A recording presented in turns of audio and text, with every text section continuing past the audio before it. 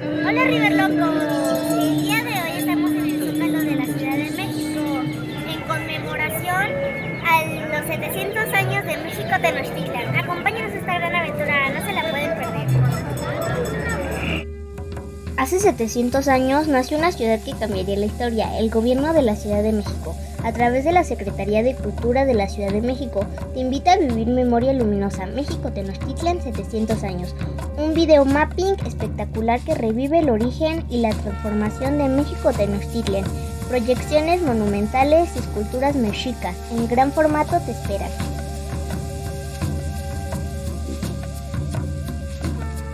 En los alrededores de la plancha se colocaron réplicas de las culturas Cuautlicue, Coyolxauhqui, el Teocalli de la Guerra Sagrada, la Piedra del Sol, Tlauhtecuautli.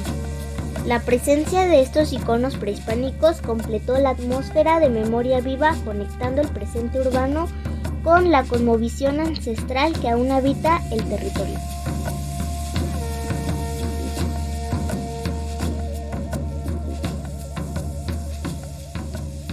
En punto de las 19:30 horas, el corazón de la capital se transformó en un lienzo vivo a través de luces, animaciones, música y narrativa. El espectáculo de videomapping convirtió el Palacio Nacional y la Catedral Metropolitana en una ventana hacia el pasado, celebrando 700 años de historia, resistencia y transformación.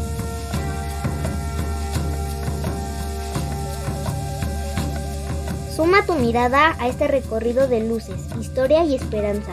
El espectáculo de videomapping Memoria Luminosa México Tenochtitlan 700 años ofrecerá funciones de entrada libre todos los días hasta el 27 de julio a las 20 y 21:30 horas.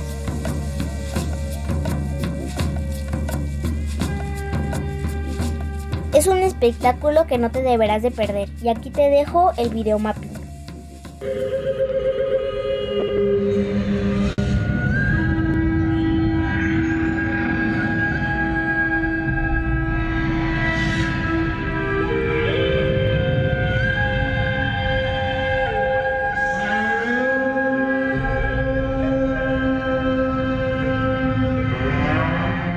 Así lo vinieron a decir, así lo asentaron en sus relatos.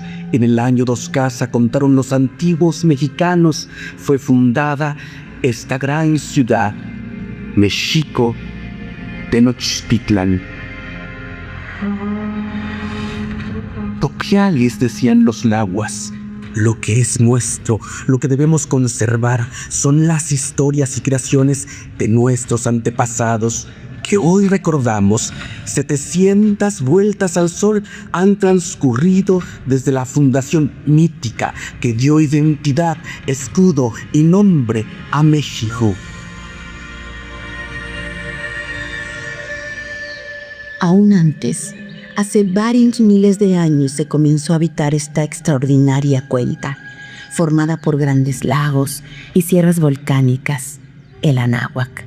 Entre las primeras aldeas de agricultores está Tlatilco, al norte del lago de Texcoco, y unos 800 años antes de nuestra era, al sur se formó una ciudad que hoy conocemos como Coatzacoalcos. La erupción del volcán Xitle hizo que ese pueblo tuviera que emigrar. Otros pueblos se asentaron en las riberas de los lagos, aprovechando la riqueza natural y su clima templado. Los mexicas, quienes admiraban la grandeza de los toltecas, los constructores de Xicocopitlán, Tula, eran un pueblo migrante que llegaron del norte a la zona lacustre. Desconocemos su origen, pero los relatos nos dejaron una fecunda mitología.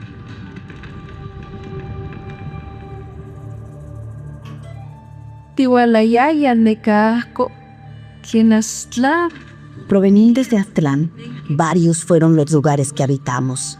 Huitzilopochtli nos ha guiado por un largo camino. Un día encontramos a huehuete, sauce y caña, todos ellos blancos, y rana, pez y culebra igual de blancos. Nuestros sacerdotes y viejos, recordando las palabras de Huitzilopochtli, empezaron a llorar de gozo y a hacer grandes extremos de placer y alegría, diciendo: Ya hemos hallado el lugar que nos ha sido prometido. A los días, advertidos por Huitzilopochtli, encontramos la señal anunciada. Un águila sobre un tunal. Huitzilopochtli nos ha pedido erigir su adoratorio, ahí donde hemos visto el águila. Nos ordena también la construcción de 4 barrios principales, teniendo al centro su templo, el Buey Teocalli.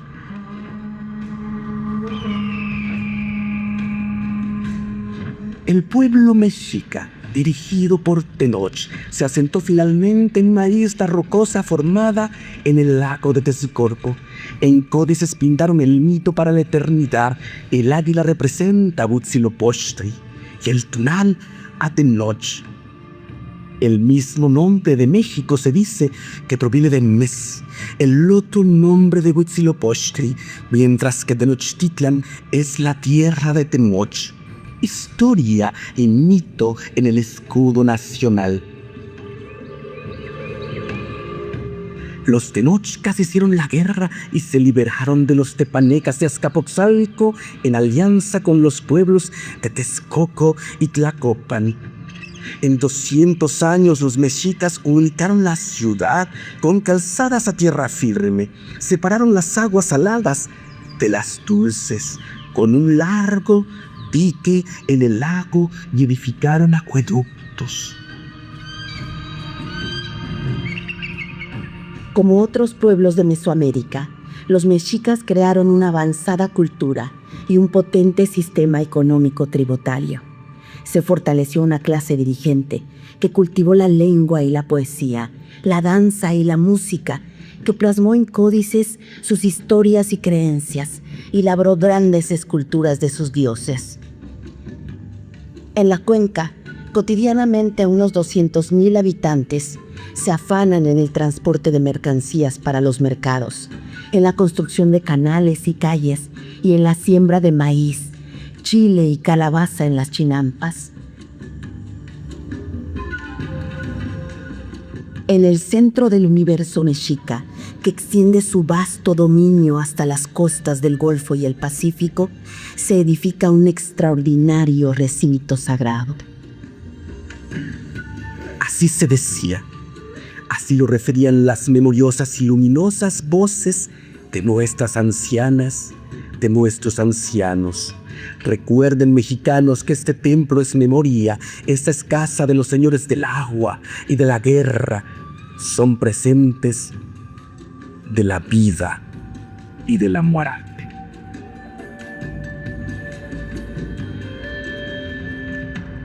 Este es el Buey Teocalli, templo mayor, centro del universo, puerta a los 13 peldaños celestes, a los 9 niveles del inframundo, morada de los dioses, lugar de donde parten los 4 rompos.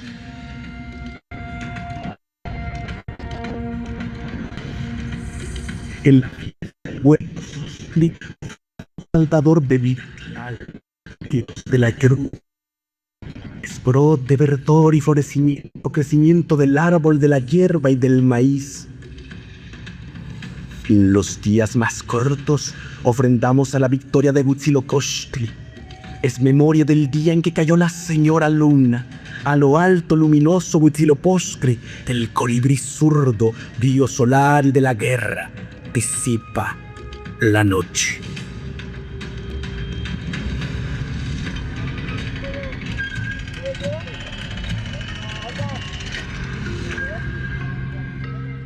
Año 1 Caña. El Tlatoani Moctezuma Xocoyotzin recibe con cordialidad a Hernán Cortés y a su expedición. Los conquistadores recorren la ciudad y se sorprenden del esplendor de Mexico Tenochtitlan. Tienen una insaciable sed del oro y de las riquezas que contemplan. Meses después de su llegada, encabezados por Pedro de Alvarado, los españoles asaltan a traición el Templo Mayor, mientras se prepara la fiesta del mes de Toxcatl. Desarmados, cientos de mexicas son violentamente asesinados bajo las lanzas y espadas de acero de los conquistadores. Moctezuma es muerto por los españoles y su hermano Cuitláhuac, señor de Iztapalapa, encabeza una cruenta lucha que expulsa a los españoles de la ciudad. La noche triste de los conquistadores fue la noche victoriosa de los tenochcas. Cuitláhuac es nombrado Tlatoani y organiza la defensa y fortificación de Tenochtitlan, mientras Cortés se refugia en Tlaxcala para organizar el ataque contra la ciudad, realizando alianzas con otros pueblos de las riberas. La viruela, que llegó con los conquistadores, se expande y cobra la vida de Cuitláhuac. Con apenas 25 años, Cuauhtémoc, señor de Tlatelolco, se convierte en el último Tlatoani mexica.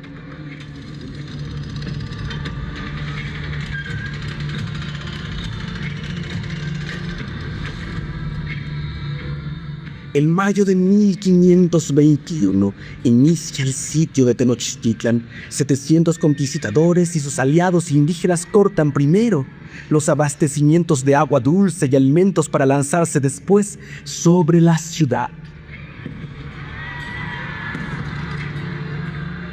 En 75 días de sitio, toda la población participa en la resistencia. Luchan también contra la sed, el hambre, la viruela y el dolor de ver morir a los suyos mientras los invasores avanzan. Cortés busca la rendición de sus enemigos, pero los mexicas se niegan. Prefieren morir a ser sometidos. La última batalla se libra en Tlatelolco. El 13 de agosto, Cuauhtémoc es capturado y la ciudad tomada definitivamente.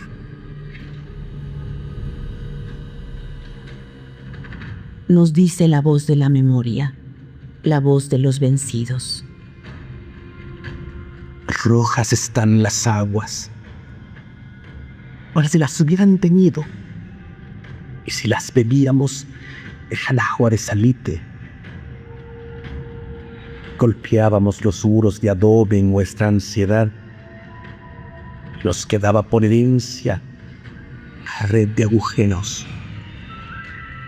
En los escudos estuvo nuestro resguardo. Pero los escudos no detienen la desolación.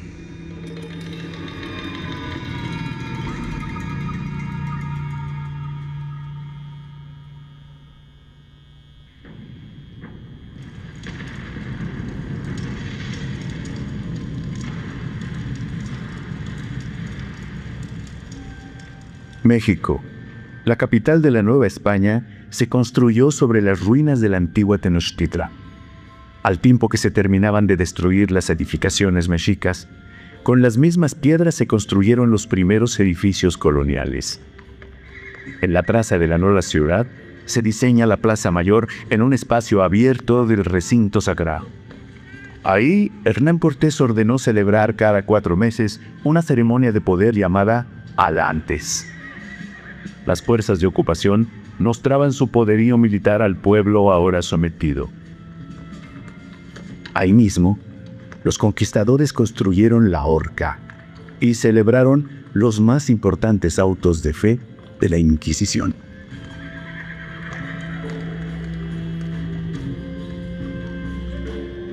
$61 virreyes gobernaron la Nueva España desde este palacio construido donde estaba la residencia de Moctezuma.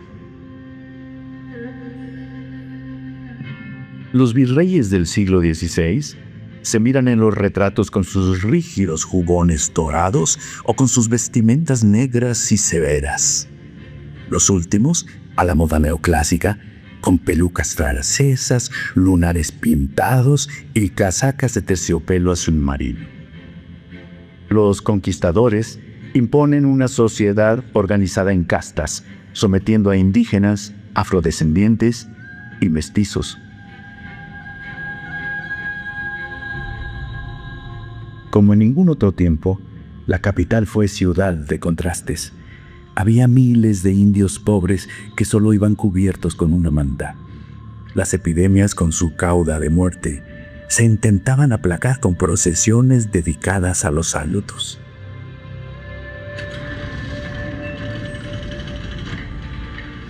En los primeros años de evangelización, se escribió en náhuatl el texto Nican Mopogua, que cuenta las apariciones de la Virgen de Guadalupe al indio Juan Diego de Cuauhtlatoatzin. Fray Bernardino de Sahagún tuvo noticias de que antes de la conquista, los indios acudían al montecillo Tepeacac diciendo: ¡Vamos a la fiesta de Tonantzin! Venerando con ofrendas a la diosa indígena, la gran madre de todos. El fraile contó con sorpresa, como muchos indios acudían ahora a la iglesia de Nuestra Señora de Guadalupe, erigida en el mismo monte, llamando también Tonantzin a la Virgen. Devoción sospechosa, decía Sahagún, porque en todas partes hay muchas iglesias de Nuestra Señora y no van a ellas, y vienen de tierras lejanas a adorar a esta Tonantzin. Al paso del tiempo, la Virgen de Guadalupe se volvió la patrona de la Ciudad de México. Cada 12 de diciembre la basílica recibe a unos 12 millones de peregrinos para celebrar su aparición en el Cerro del Tepeyac.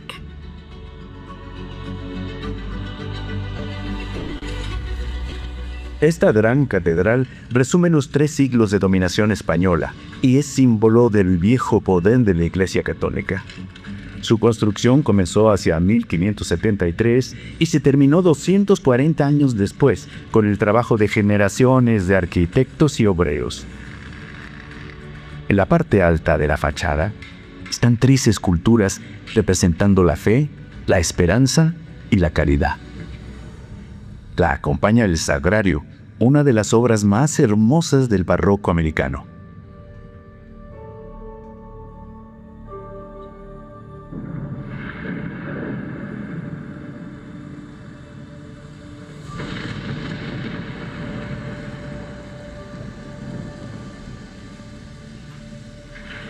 A diferencia de la ingeniería mexica, los españoles buscan expulsar el agua de la cuenca para evitar las inundaciones en la época de lluvias. Inicia así una guerra de 5 siglos por desecar los grandes lagos. Pero ir contra los cauces naturales del agua no fue cosa sencilla. El 21 de septiembre de 1629, vino una tormenta descomunal. Durante 2 días llovió sin cesar. Tlaloc dejó casi por completo inundada la ciudad por 5 años. Solo un pedazo alrededor de la Plaza Mayor quedó a salvo. Le llamaron la Isla de los Perros, pues ante la calamidad, ahí muchos de estos animales encontraron refugio. Miles de habitantes emigraron. Las misas se tomaban desde embarcaciones y ya no se sabía qué santo encomendarse. Cuando el agua comenzó a bajar, fue necesario reconstruir la ciudad y renovar los esfuerzos por secar los lagos.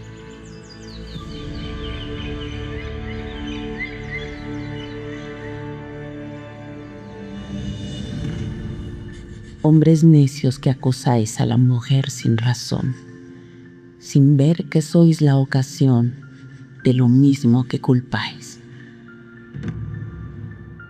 A la luz de las velas, en el convento de la Orden de San Jerónimo, una mujer llevó a su mayor esplendor las letras del barroco en la Nueva España. Sor Juana Inés de la Cruz aprende náhuatl de línea y más tarde latín. Vedada a la Universidad para las Mujeres, Sor Juana encuentra en el monasterio el lugar seguro para desplegar su genio. En su lírica, al tiempo que elogia a virreyes y arzobispos, defiende la inteligencia femenina y explica a los antiguos dioses mexicas como versiones inacabadas de la historia de Cristo. A finales del siglo XVII, una terrible epidemia en la ciudad se lleva la vida de la inmortal Décima Musa.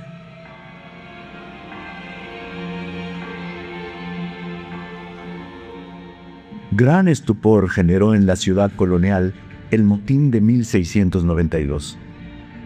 Al atardecer del 8 de junio, más de 10.000 indios y también negros y mestizos pobres prendieron fuego al Palacio del Reirán y más tarde al ayuntamiento, al grito de ¡Pues los españoles se comen dentro, bye!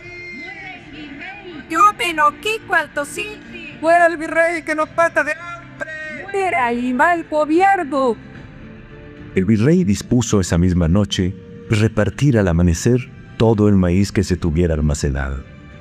El motín del hambre fue la primera rebelión en la ciudad.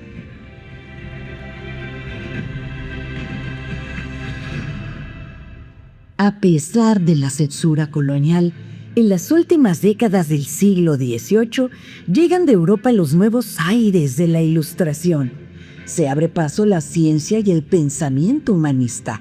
En la ciudad de 100.000 habitantes se fundan instituciones para el estudio de las ciencias, las artes y la medicina, así como nuevos escenarios para el teatro y la música.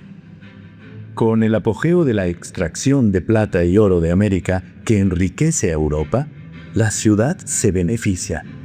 Es la ciudad de los palacios. El nuevo virrey, segundo conde de Revillagigedo, transforma la capital, que vivía en el caos y la insalubridad. Construye acueductos y cañerías, establece el servicio de recolección de basura, anunciándose con una campana que sigue sonando hasta nuestros días. Las calles son empedradas y se les pone nombre, y las casas son numeradas.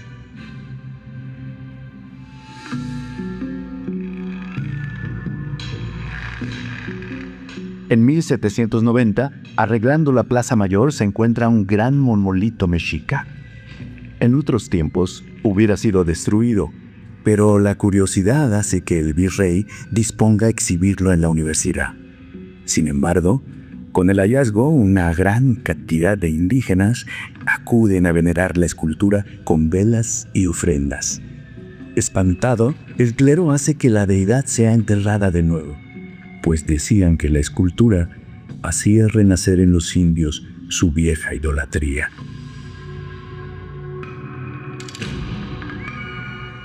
Es la diosa Coatlicue. 35 años después fue desenterrada nuevamente para ser estudiada por varias generaciones de arqueólogos y admirada con estremecimiento por el mundo. La madre de Huitzilopochtli, la diosa de la falda de serpientes, se representa cercenada de cabeza y brazos, de donde le crecen imponentes serpientes. Del pecho, de madre que ha alimentado a sus hijos, cuelga un collar de manos y corazones y tiene por pies garras de águila. Meses después del descubrimiento de la Coatlicue, se encuentra también en la Plaza Mayor de la ciudad otra escultura monumental de gran valor. Es la Piedra del Sol. Los tenochcas la usaban en posición horizontal para ceremonias de sacrificio. Tiene en su centro al quinto sol, Tonatiuh, nombrado también Nahui Oli. A los lados tiene representaciones de los 4 soles anteriores. En un círculo completo se representan los 20 días del mes mexica, por lo que esta escultura también se le conoce como calendario azteca. Esta extraordinaria talla tiene en el último círculo 2 gigantescas serpientes. Durante más de 100 años, la Piedra del Sol estuvo empotrada en un costado de la catedral y hoy, junto con la Coatlicue, forman parte del gran patrimonio cultural que resguarda el Museo Nacional de Antropología.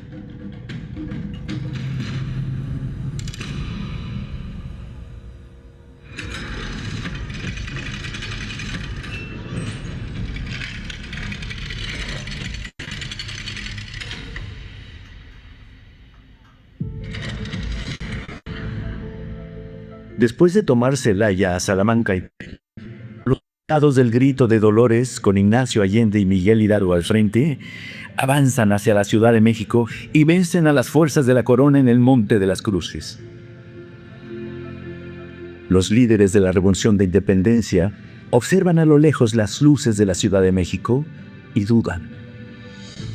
Finalmente deciden no tomar la ciudad y no bajar a arrancar de las puertas de las iglesias el acta de excomunión contra Hidalgo, sino avanzar hacia Guanajuato. La independencia tendrá que esperar 11 años. Durante ese tiempo, la Ciudad de México no fue escenario de batallas, sino de conspiraciones en favor de la insurgencia. Leona Vicario destaca enviando recursos económicos e información. Una vez descubierta por las autoridades, escapa de la ciudad, pero es detenida y encarcelada. Cuando logra fugarse, mantiene comunicación con José María Morelos, rechaza el indulto que le ofrece el gobierno y publica incansablemente en periódicos insurgentes. Ya muertos Hidalgo, Allende y Morelos, las fuerzas del coronel realista Agustín de Iturbide y el insurgente Vicente Guerrero conforman el ejército trigarante, que enarbola la independencia de España, la unidad entre criollos y peninsulares y la religión católica como oficial. Conforme avanza el ejército, se adhieren contingentes realistas al movimiento.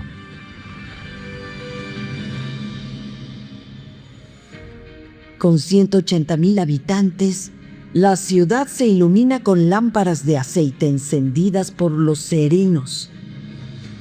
Los aguadores reparten el agua cargándola hasta los domicilios. Las mujeres de todas las clases visten con rebozo y la bebida más común es el pulque. Los pactos firmados en Córdoba abren las puertas de la capital a los independentistas. El 27 de septiembre de 1821, la Ciudad de México recibe al ejército trigarante. Desde muchos edificios se cuelga la primera bandera tricolor. El desfile se transforma en una enorme fiesta popular y al día siguiente, la Junta Soberana firma el Acta de Independencia. Meses después, Iturbide se corona emperador de México en la catedral. Pero el imperio fracasa. En distintos estados y en la capital se suceden levantamientos militares. El efímero emperador abdica. En la Ciudad de México se reúne un nuevo Congreso que aprueba la Constitución Federal de los Estados Unidos Mexicanos. Nace la República, formada por estados libres y soberanos y el Distrito Federal como capital y sede de los poderes. Tras las elecciones, en Palacio Nacional toma protesta el primer presidente de México, Guadalupe Victoria. Por el norte y el Golfo de México, el ejército norteamericano avanzó en la guerra expansionista que arrebató al país medio territorio. El ejército invasor, a pesar de encontrar fuertes resistencias, ingresa finalmente a la cuenca, derrotando en Churubusco y los Pedregales a contingentes valientes pero mal organizados. Las batallas finales se dieron en Chapultepec, un último intento desesperado por detener a los invasores. Lo dan jóvenes cadetes desde lo alto del castillo de Chapultepec. El ejército norteamericano entra a la ciudad. En el Zócalo se da la batalla más desigual de la historia. Durante varios días, Pueblo Llano, enardecido por el orgullo nacional, se lanza con piedras y cuchillos contra los invasores. Finalmente, la bandera yanqui ondea en Palacio. 4 meses después, en la villa de Guadalupe, se firma el acuerdo del retiro del ejército invasor, mientras que se pierde la mitad del territorio nacional. La Revolución de Ayutla termina con más de 30 años de dictadura de Antonio López de Santana. Desde los altos del recinto parlamentario y en las crónicas luminosas de Francisco Zarco, la Ciudad de México es testigo de los debates del Congreso Constituyente. El 5 de febrero de 1857 juran la nueva Constitución. En ella se lee: la soberanía nacional reside esencial y originalmente en el pueblo. Todo poder público dimana del pueblo y se constituye para su beneficio. Los liberales se enfrentan al gran poder económico de la Iglesia. En la ciudad, casi la mitad de las propiedades pertenecían al clero. Son expropiados conventos, iglesias y monasterios. A muchos se les da nuevo uso y otros son destruidos. La vida secular cambia el paisaje urbano. Se abren oficinas de gobierno para expedir actas de nacimiento y de matrimonio. Los panteones se hacen civiles y los conventos ahora se imaginan como escuelas públicas.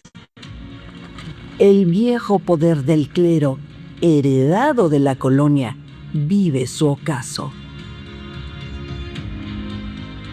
Ante la nueva Constitución liberal, federalista y laica, los conservadores se rebelan contra el gobierno de Benito Juárez, primer presidente indígena de México. Encabezados por Miguel Miramón, forman un gobierno paralelo y retienen la Ciudad de México, que fue asediada por los ejércitos de Ignacio Zaragoza y Santos Degollado. Después de 3 años de duras confrontaciones, en Calpulalpan, los liberales vencen el último esfuerzo conservador y el presidente Benito Juárez regresa victorioso a la ciudad. Pero no tardaría en llegar un nuevo desafío para la República. A pesar de la heroica defensa de Puebla, finalmente las tropas de ocupación francesa avanzan sobre la Ciudad de México. Una multitud silenciosa se reúne en el Zócalo. El presidente Benito Juárez espera hasta la puesta del sol, ordena arriar la bandera y grita un palco: ¡Viva México!, pues que responden unas 10,000 personas. Guillermo Prieto anima un poco: tengamos fe en el porvenir, porque los pueblos son invencibles. Se suben a un carruaje llevando la República a cuestas en un largo periplo que llegó hasta el Paso del Norte. Invitado por los conservadores, Maximiliano de Habsburgo es impuesto como emperador de México. Llega a la ciudad con un manual de 600 páginas que establece las formas de las ceremonias y fiestas propias de la corona. Rechaza el Palacio Nacional por simple y herrumbroso y se instala en el castillo de Chapultepec. En los 3 años que duró en el trono, Maximiliano construyó el Paseo de la Emperatriz, después nombrado Paseo de la Reforma, para comunicar Chapultepec con la ciudad. La Chinaca, la guerra de guerrillas desatada por todo el país, y el retiro de tropas francesas llevaron al triunfo de la República sobre el Imperio. El 15 de julio de 1867, Benito Juárez desfila entre vítores y flores rumbo al Zócalo. La bandera nacional volvió a izarse en Palacio Nacional.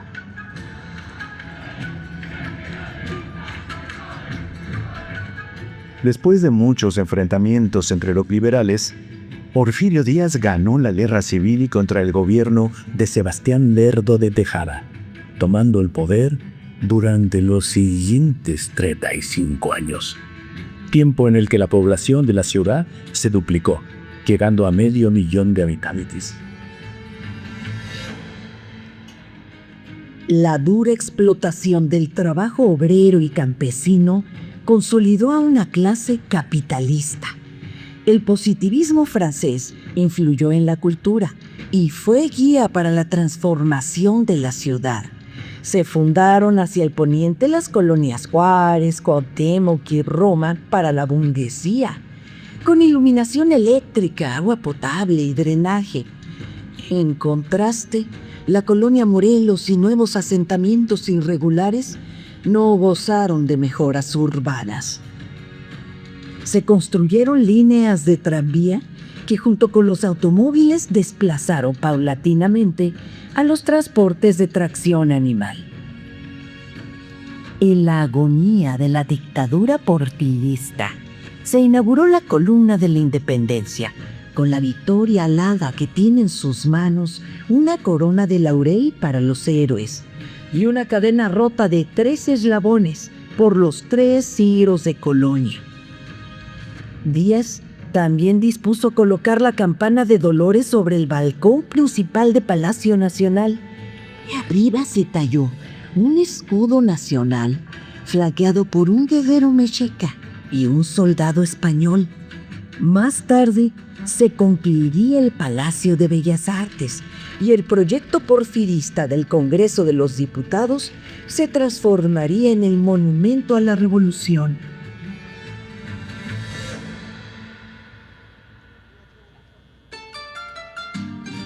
La Revolución Mexicana vino del norte, pero las primeras ideas de transformación se escribieron en la Ciudad de México, en las páginas de periódicos como El Hijo del Aguizote, Las Hijas de la Náhuatl y Regeneración. Y aún antes, en las críticas del gran grabador José Guadalupe Posada, creador de La Catrina.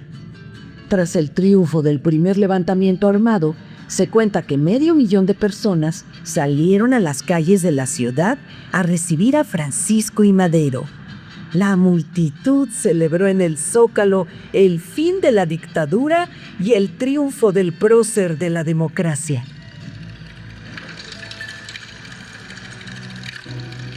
Pero el voto popular y Porfirio Díaz en el exilio no fueron suficientes para acabar con el viejo régimen. Poco más de un año después, llegó la noche de los opilotes. El embajador de Estados Unidos y los generales Félix Díaz y Bernardo Reyes fraguaron la asonada. Tomaron por asalto Palacio Nacional, pero pronto fue recuperado por soldados leales. Montado en un caballo de gran alzada y rodeado de jóvenes cadetes y gente que se sumó espontáneamente a la comitiva, Madero acudió a Palacio para hacerle frente al golpe de Estado.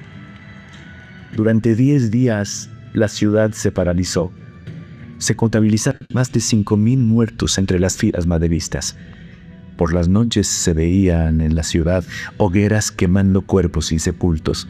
Finalmente, el responsable militar de la defensa maderista, Victoriano Huerta, traiciona al presidente y el golpe se consuma.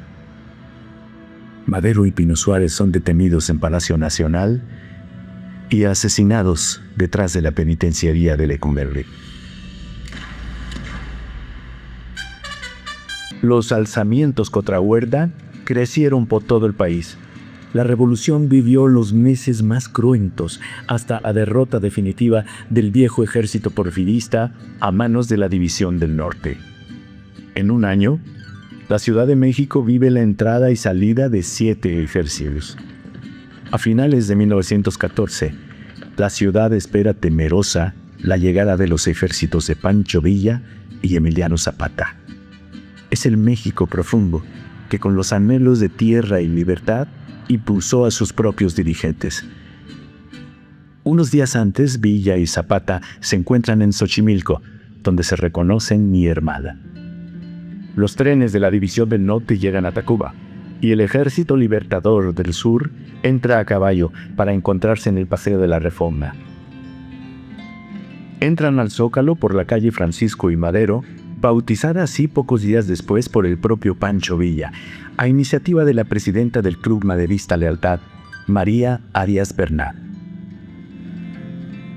No son los bárbaros que alertan los periódicos, son hombres y mujeres del campo que toman la ciudad en órbita. Acompañan al presidente interino, Eulalio Gutiérrez, para instalar el gobierno de la Convención de Aguascalientes. Durante más de 8 horas, 30,000 hombres desfilan por el Zócalo.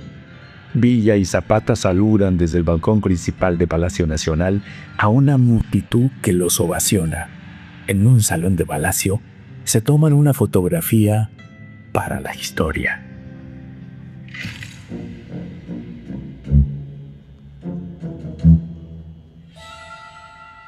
Esos años turbulentos fueron aprovechados por los propietarios de las vecindades de la ciudad para aumentar las rentas de forma desorbitada. En 1922, un grupo de jóvenes comunistas promueve la organización del sindicato de inquilinos. Era un hecho inédito para la ciudad. Durante varios meses, unos 30,000 habitantes de más de 2,000 vecindades se niegan a pagar las rentas. El gobierno obregonista finalmente apoya a los propietarios y la presión termina por derrotar la huelga inquilinaria.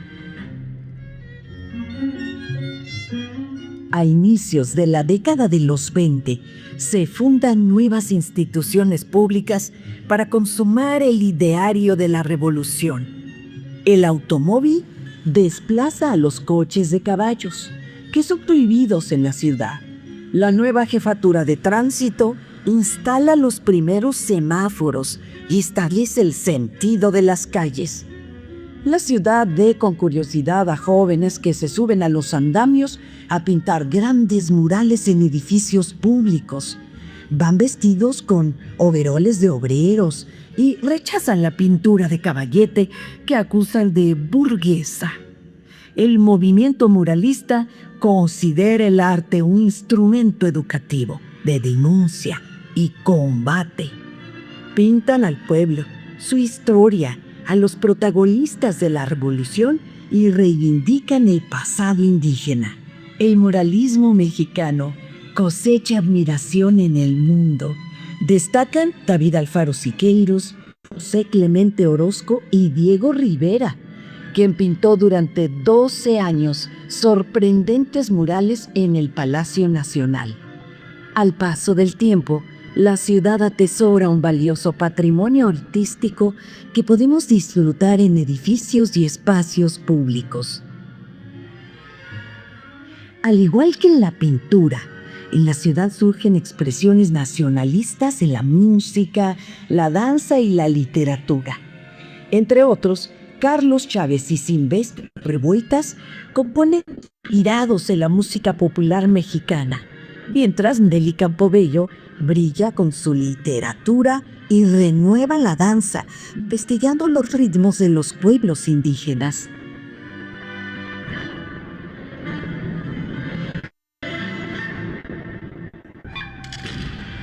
De nuevo, sale a la luz cuando se refuerzan los cimientos de Palacio Nacional para construir el tercer piso. En 1926 se encuentra una escultura con fascinantes significados. Alfonso Caso la nombra el Teocalli, la Guerra Sagrada. Es un basamento piramidal con 13 escalones, número de los niveles del cielo mexica, y en la parte alta se representa un templo. Es la casa de Huitzilopochtli, quien está con Moctezuma Xocobiotzi franqueando al sol. En el plano horizontal está la diosa de la tierra, Tlaltecutli. A los costados están representados 4 dioses, y en la parte posterior la sorpresa es mayor.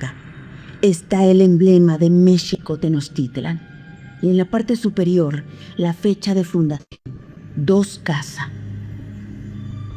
Con sus garras, el águila se sostiene de unas tunas en forma de corazones humanos, pero en lugar de la serpiente, el águila lleva en su pico el símbolo Atl-Tlachinoli, emblema de la guerra.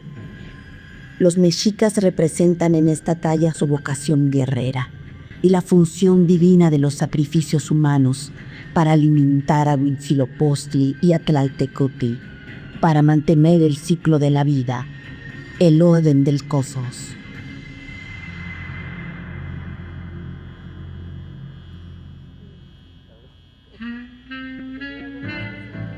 Allá por los llanos de Balbuena, a las afueras de la ciudad, en 1928, aterriza el primer avión. En el paisaje urbano se ven proliferar antenas, todos quienes tienen un radio para escuchar música.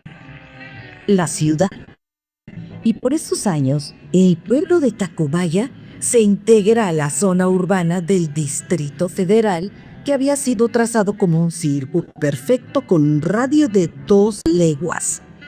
Aún están lejos los pueblos a los que se llega en tranvía, como Villa de Baraife, Azcapotzalco, Tacubaya, San Ángel, Xochimilco y Tlalpan. El presidente Lázaro Cárdenas, además de repartir tierra a los campesinos cumpliendo el anhelo de la revolución, fundó en la Ciudad de México el Instituto Politécnico Nacional y expropió la hacienda de Santo Tomás para construir el campus principal. Una gran institución para la formación de científicos y técnicos para el desarrollo del país. He hablado al pueblo pidiendo su respaldo, no solo por la reivindicación de la riqueza petrolera, sino por la dignidad de México, escribió en su diario Cárdenas, después de anunciar por radio desde Palacio Nacional la nacionalización de las petroleras extranjeras. A los pocos días, la ciudad protagonizó un gran momento de unidad nacional. Unas 250,000 personas se congregaron en el Zócalo para respaldar al presidente. También el Palacio de Bellas Artes recibió a una multitud en la que no faltaron personas humildes con gallinas y guajolotes en las manos para colaborar en el pago de las indemnizaciones.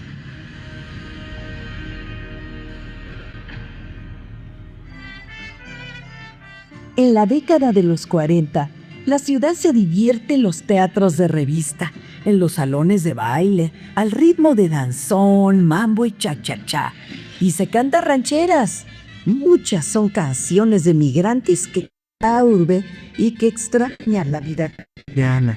Las canciones de José Alfredo Vélez.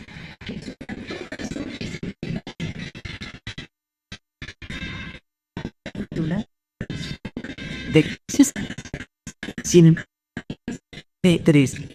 4,000 espectadores. Nadie se pierde las historias que protagonizan los galanes Jorge Negrete y Pedro Infante.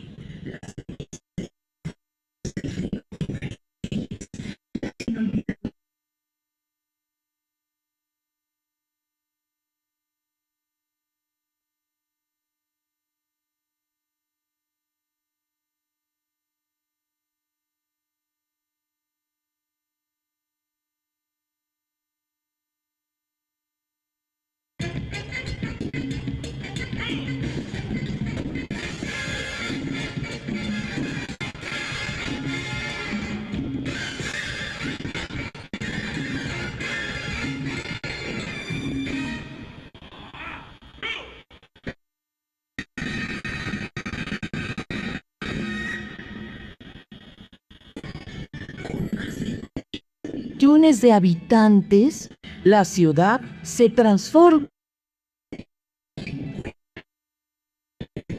hacia el norte, formando una franja.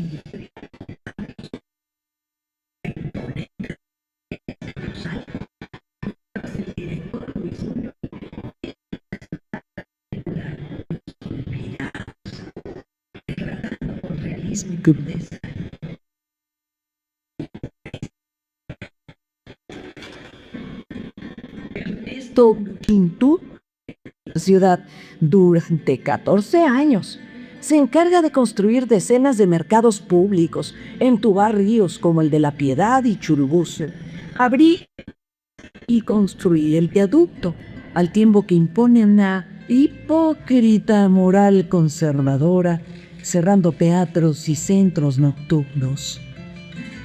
Los lagos siguen secándose, mientras que durante los meses de febrero y marzo, las tolvaneras envuelven a la ciudad en una nube de tierra que obliga a cerrar puertas y ventanas. En esos años se levanta una proeza de la ingeniería mexicana, la Torre Latinoamericana, el primer rascacielos de la capital. Por los pedregales del sur se construye Ciudad Universitaria y un sector popular ve ingresar a sus hijos a las preparatorias y universidades públicas. Pero, ¿será?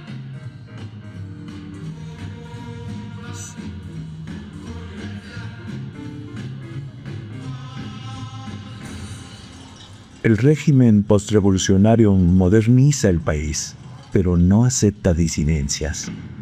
Cuando campesinos o trabajadores protestan, son reprimidos y sus dirigentes, como los ferrocarrileros Valentín Campa y Demetrio Vallejo, terminan en la cárcel. El 26 de julio de 1968, granaderos reprimen a estudiantes en el centro histórico. Ese último agravio ya no lo perdonaron. Estalló la indignación juvenil contra el autoritarismo. En poco tiempo, miles de estudiantes declararon huelga en decenas de universidades. Se organizaron en un consejo democrático y enarbolaron un pliego petitorio que demandaba el fin de la represión y la libertad de los presos políticos. La Ciudad de México es el epicentro del movimiento. Es noticia en el mundo que los estudiantes mexicanos salen a las calles, al igual que en otros países. Son parte de una generación inconforme que se opone a las guerras, a la discriminación racial y al saqueo colonialista. Los estudiantes en 68 se inspiran en las revoluciones sociales, bailan rock and roll, cantan nuevas canciones de protesta, popularizan la minifalda y viven la liberación sexual. El movimiento del 68 se organiza en brigadas para informar a los habitantes de la ciudad y recibe el apoyo de mucha gente. Organiza asambleas, mítines y festivales para contrarrestar las descalificaciones del gobierno. El presidente Díaz Ordaz rechaza el diálogo que propusieron los estudiantes y el 27 de agosto los desaloja violentamente del Zócalo. Días después, escuchando solo el sonido de sus pasos, 100,000 estudiantes regresan al Zócalo en la marcha del silencio. La respuesta del gobierno es aún más violenta. El ejército ocupa Ciudad Universitaria y las instalaciones del Politécnico. En la Plaza de las Tres Culturas, unos 10,000 jóvenes escuchan sentados en el piso a los oradores del Consejo Nacional de Huelga. Piden que el ejército desocupe los planteles educativos y que cese la represión. El mitin transcurre tranquilamente hasta que un batallón del ejército ingresa a Tlatelolco y abre fuego. Los estudiantes corren aterrados, muchos son heridos y varias decenas caen muertos en la plaza. El gobierno miente una y otra vez. Los periódicos reproducen la mentira. Dicen que los estudiantes abrieron fuego contra los soldados, pero los 300 dirigentes que terminaron presos durante varios años no dejaron de hablar. Los miles de participantes contaron sus historias y el libro de testimonios de Elena Poniatowska fue escrito con fuego eterno. La verdad se abrió paso sobre el crimen de Estado ordenado por el presidente Díaz Ordaz. Por eso, el 2 de octubre no se olvida. Honra a los caídos luchando. Tlatelolco no fue su final. Con glorioso vivir tendrán cuando construyamos una nueva sociedad. Movimiento es contigo.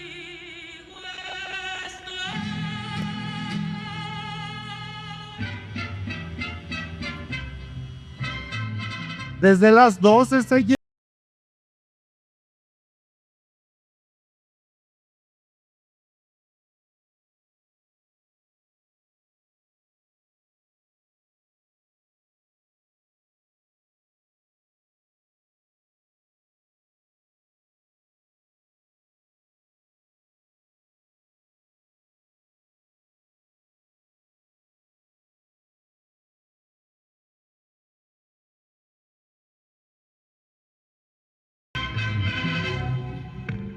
En los años 70, la metrópoli acelera su crecimiento y los pueblos de Azcapotzalco, Tapalapa, Coyoacán y San Ángel, entre otros, se integran a la mancha urbana.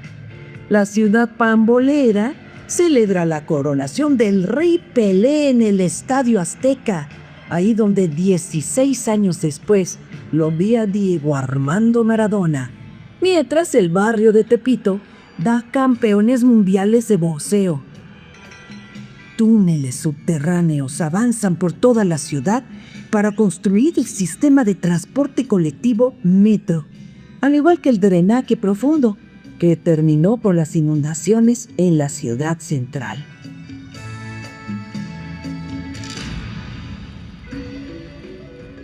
La antigua ciudad se hace presente de nuevo en 1978 para recordarnos su grandeza. Se descubre a Coyolxauhqui en su lugar original, al pie del templo mayor. La diosa está muerta y desmembrada. Su cabello evoca el cielo nocturno y en las mejillas tiene cascabeles. En brazos, piernas y cintura lleva serpientes amarradas. Cuenta el mito que los hijos de Coatlicue, Coyolxauhqui, diosa lunar, y Huitzilopochtli, dios solar y de la guerra, se enfrentan. Ella es arrojada desde el cerro de Coatecuetl y así derrotada. Los antiguos mexicanos veneran a los opuestos complementarios para mantener la armonía. El sol derrota a la luna. Huitzilopochtli necesita de Coyolxauhqui.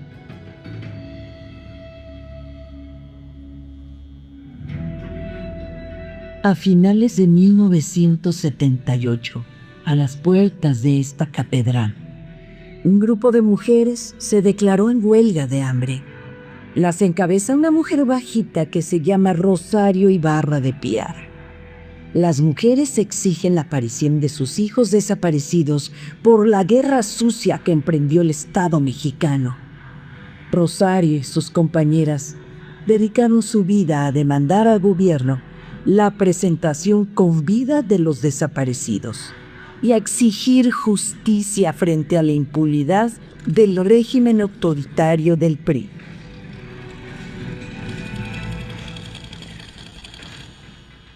Siete de la mañana con 19 minutos. La ciudad, con sus 8 millones de habitantes, está despertando. Los niños se arreglan para ir a la escuela. Es un jueves como cualquiera, hasta que la tierra truena. 400 edificios destruidos y 30.000 viviendas colapsadas. El gobierno reconoció 7.000 fallecidos, aunque se estimó varios miles de personas más que perdieron la vida. Los números no sirven para imaginar la tragedia que vivió la ciudad. Apenas pasó el ruido de los derrumbes, se escuchan los primeros gritos de los sobrevivientes. Miles de personas se organizan para retirar los escombros con las manos. Cerca de 4.000 vidas se rescatan. Muy pronto, los habitantes de la ciudad organizan cientos de albergues y llevan agua, alimento y cobijas para los 150.000 damnificados. Mientras el gobierno está paralizado y pide que la gente se quede en casa, el pueblo se moviliza en el más grande gesto de solidaridad del que se tenga memoria. Una semana después del terremoto, más de 30.000 personas marchan a Los Pinos y surge la Coordinadora Única de Damnificados. Demanda la expropiación de predios, créditos baratos y un programa de reconstrucción popular. Destacan las mujeres en la organización de las vecindades y las costureras de talleres donde las explotaban y que tras el sismo forman su sindicato. La lucha da resultados. El gobierno expropia vecindades y edificios y reconstruye con la participación vecinal 80.000 viviendas. Otra ciudad nació de los escombros y el dolor.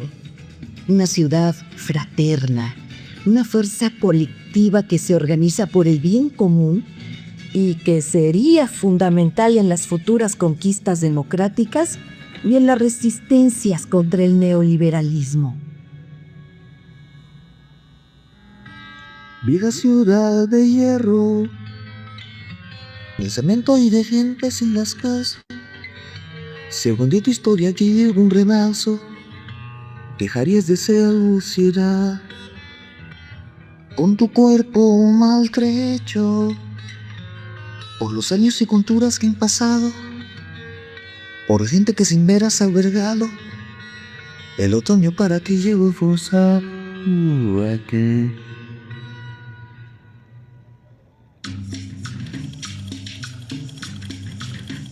Las crisis económicas que azotan a México hacen que la ciudad siga siendo receptora solidaria de miles de inmigrantes del país. La urbe crece con la autoconstrucción. La gente hace sus casas con sus propias manos en lotes o predios ocupados y surgen colonias populares que se autoorganizan y luchan por servicios básicos. La privatización toca a la puerta de la Universidad Nacional en 1987. Una nueva generación de estudiantes recupera el Zócalo para la protesta y logra evitar las cuotas en la Universidad Nacional. Pero la fiebre privatizadora que impone el gobierno en los años 80 afecta a la ciudad. Se venden, por ejemplo, las grandes salas cinematográficas y se liquida la empresa pública Ruta 100, que llegó a tener 7.500 camiones, y nos invaden peceros y microbusques.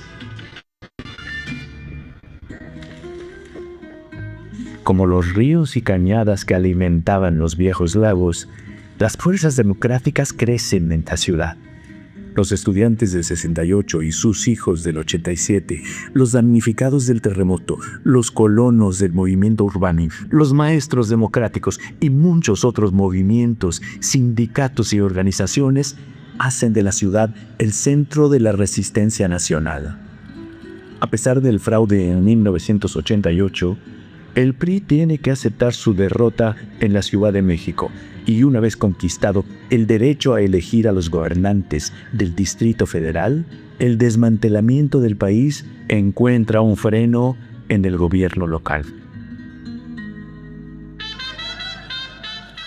La vida de la ciudad opositora no es fácil. La falta de agua, la contaminación que nos ahoga, la precarización laboral apenas se sobrellevan con la esperanza de un nuevo proyecto de ciudad que amplía las libertades democráticas. Se conquista el derecho a interrumpir legalmente el embarazo y se celebra la diversidad en la Marcha del Orgullo Gay, que llega al Zócalo sin impedimentos desde 1999. La Ciudad de México, una vez más, se dispone a transformarse. Con el cambio de siglo, finalmente detiene el enloquecido crecimiento de la mancha urbana hacia el sur para proteger la zona de conservación. La ciudad protege a sus viejos y establece la pensión universal, beca a sus estudiantes, construye el segundo piso del periférico y ve aparecer el metrobús y las ciclovías. Estar prohibidos los conciertos, abre el Zócalo para los rituales contemporáneos del baile y la música. Y es la ciudad que se moviliza contra el desafuero de su jefe de gobierno y contra el fraude electoral.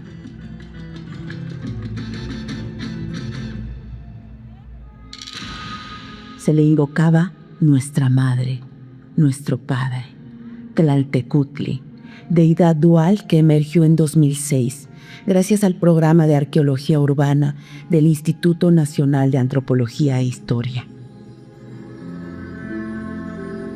Fracturada, pero aún conservando los colores, la diosa y dios de la tierra tiene el cabello rizado con banderas que simbolizan el sacrificio y la muerte. De la boca abierta y semidescarnada sale su lengua para sorber la sangre que emana de su vientre, un fragmento de la piedra que no ha sido encontrado. Viste una falda con estrellas, plumas, cuerdas, cráneos y huesos humanos. Expresa su naturaleza terrestre. Los codos y rodillas exhiben cráneos humanos y en lugar de manos y pies, Tlaltecutli Moset.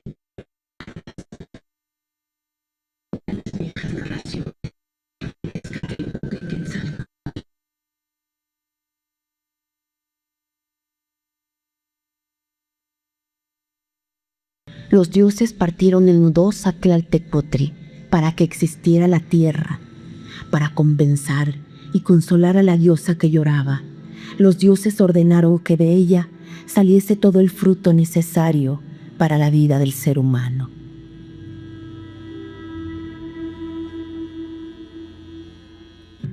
La Ciudad de México y la zona conurbada integran una metrópoli en la que vivimos la delirante cantidad de más de 22 millones de habitantes. Transporta cotidianamente a 3 millones de usuarios en los 4.000 vagones naranjas del metro. Y ahora, la ciudad se mira desde lo alto del Cabrerux. Es la ciudad con 350 mercados públicos, como el histórico mercado Granicer y la central de Amastos, donde 70.000 trabajadores alimentan a la ciudad bajo 32.000 panes de una inmensa planta solar. Es la ciudad que inventó el taco al pastor y que, orgullosa, tiene una gastronomía admirada en el mundo entero. Es la ciudad educadora que tiene 4.000 escuelas públicas de primaria y secundaria y medio millón de estudiantes en las universidades.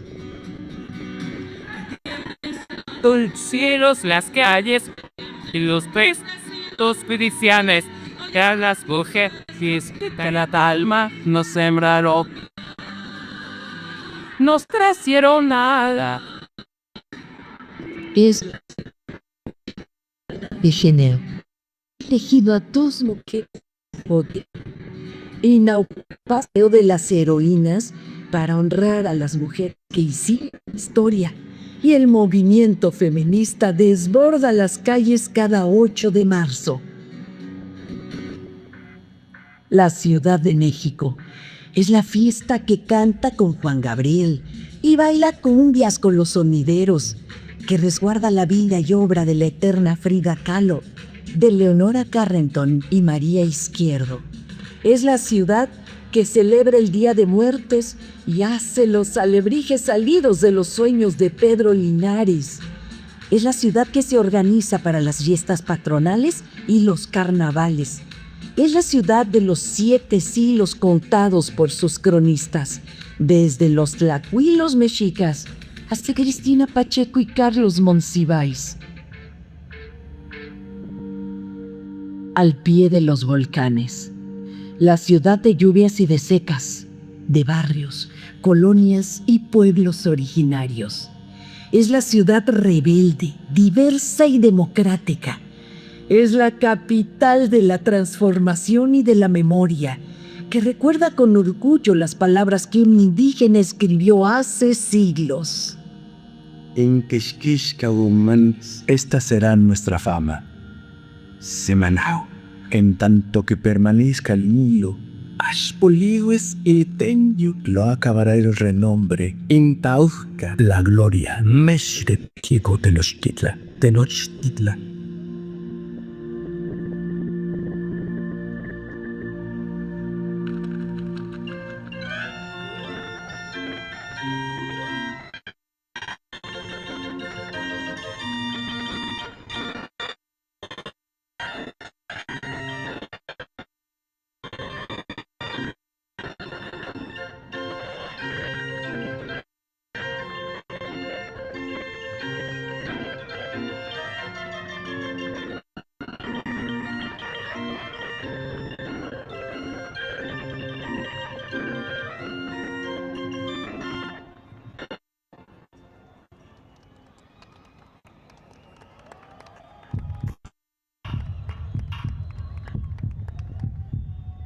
Ciudad de México, capital de la transformación.